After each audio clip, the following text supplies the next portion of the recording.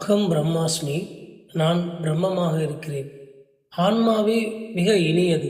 இந்த ஆன்மா ஒருவனின் மகனை விட, அவனது செல்வத்தை விட, உலகப் பொருட்கள் எல்லாவற்றையும் விட மிக மிக அன்புக்குரியது.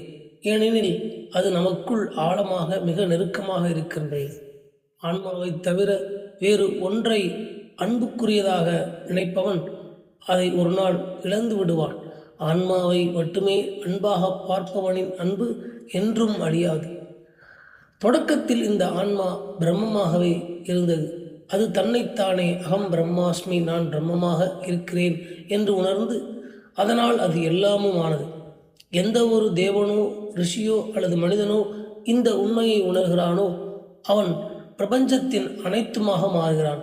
நான் பிரம்மமாக இருக்கிறேன் என்ற உணர்ந்த ஒரு ஞானியை தேவர்களால் கூட தடுக்க முடியாது. ஏனெனில் அவன் அந்த தேவர்களின் ஆன்மாவாகவே மாறிவிடுகிறான்.